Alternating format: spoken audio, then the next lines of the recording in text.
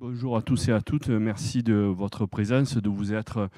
connectés aujourd'hui sur les multiples canaux qu'on a. Effectivement, on aurait préféré que cet événement se déroule en présentiel, mais les contraintes qu'on connaît tous ne l'ont pas permis. Et je profite de cette occasion qui m'est donnée pour vous souhaiter mes meilleurs voeux au nom de l'ensemble du Conseil national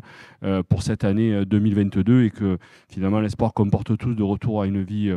comme avant, mais je ne sais pas ce que c'était avant, se porte.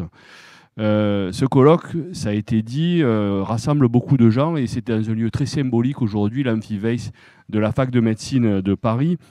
qui a été fondée au XVIIe siècle, qui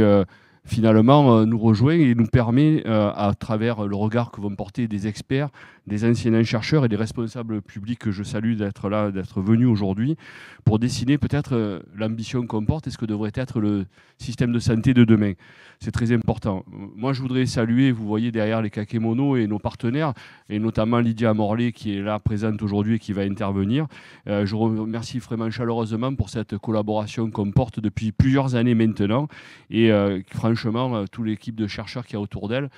qui nous soutiennent et avec lesquels on collabore annuellement. Je voulais aussi saluer Didier Tabuteau, qui devait être présent aujourd'hui, mais comme chacun le sait, il a été nommé vice-président du Conseil d'État et vous dire que je l'ai vu très récemment et il nous souhaite le meilleur pour ce colloque aujourd'hui. Je ne vais pas refaire l'histoire, mais on va se rappeler que l'OMS a déclaré il y a quelque temps, il y a 2 ans maintenant, on dirait que c'était il y a une vie entière, qu'il y avait un nouveau virus de portée internationale, le coronavirus, et donc on voit bien que maintenant, et toutes les enquêtes que mène l'ordre et les enquêtes d'opinion qu'on voit, la santé est devenue une préoccupation principale des Français et la principale même préoccupation.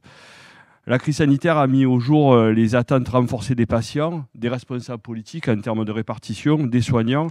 à l'égard d'un système de retraite considéré comme le meilleur du monde, mais que malheureusement, beaucoup maintenant décrivent comme étant à bout de souffle. Alors les constats, on le sait tous, la désertification médicale, la saturation des services d'urgence et les insuffisances politiques de prévention, parce qu'on est tous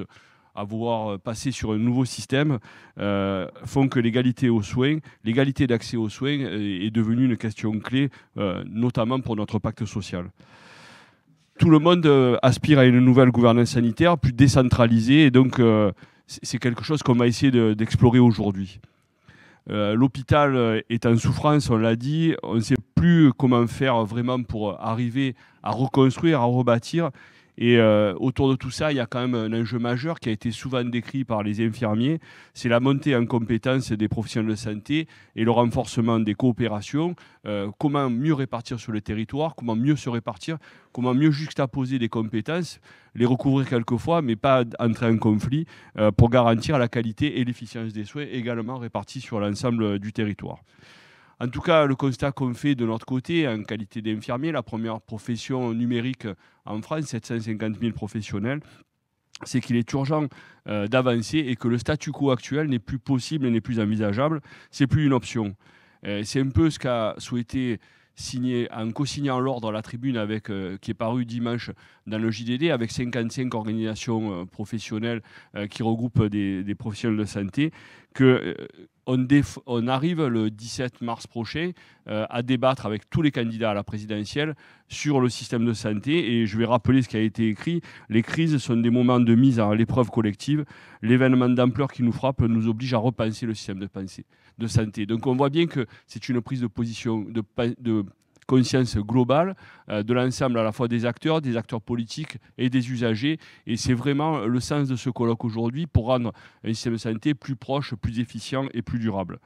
Moi, je suis là pour porter, bien entendu, la parole des infirmiers, pour porter toutes les consultations qu'on a menées tout au long de ces 2 années de crise, où l'ordre s'est imposé comme une vigie de la profession, comme un relais d'opinion pour faire remonter toutes les problématiques qu'on voit, parce que les infirmiers, 750 000, je l'ai dit, pas de désert infirmier sur les territoires, une répartition égale et juste de tous les âges de la vie, de la petite enfance à la vieillesse et aux soins palliatifs quelquefois, à la santé au travail, en milieu scolaire, en milieu carcéral. Enfin, on ne va pas faire la longue litanie et énumérer plus avant la place et le rôle des infirmiers, mais on sait bien qu'on est pertinent là-dessus. La question aussi des finances. La Cour des comptes a bien relevé que les infirmiers, pendant toute cette crise, ont été à la manœuvre, ont donné beaucoup, mais c'est notre mission de soigner, de se rendre au domicile des patients, et a bien développé que finalement le aller vert avait été complètement occupé par les infirmiers pendant toute cette période, de façon à aller soigner, prendre en charge les patients les plus éloignés du système de santé et finalement les patients les plus fragiles aussi par là. Donc il faut qu'on arrive vers un changement et ces lignes, on doit les faire bouger. Elles ont déjà commencé à bouger et je pense que la profession est en droit, et c'est un peu l'idée qu'on a aujourd'hui, de faire des propositions et puis aussi d'écouter tout à l'heure Olivier Véran qui va nous rejoindre, alors peut-être pas en physique, je préfère l'annoncer dès maintenant, mais qui nous dise comment lui voit les choses pour les années à venir. On sait qu'il y a des échéances très proches, des échéances à la fois présidentielles et législatives. Et donc, à ce titre-là, nous devons nous imposer dans le débat, amener ce débat à en faire vraiment une position globale pour les Français, pour le système de soins. Et les acteurs seront les acteurs du changement, ceux qui arriveront justement à permettre que l'on puisse arriver vers quelque chose de beaucoup plus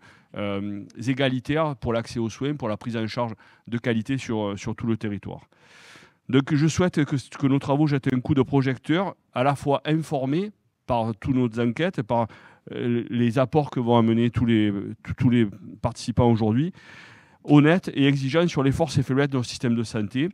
et les leviers qui vont nous permettre d'engager les réformes nécessaires, en veillant à toujours mettre, et je l'ai répété plusieurs fois, et ils sont là aujourd'hui représentés, les patients au cœur de la réforme. Nous serons avec donc tous ces intervenants, et moi je souhaite à tous qu'on les écoute et qu'on en tire des enseignements, et donc je souhaite à tous un excellent colloque, et je ne vais pas être beaucoup plus long. Merci à tous.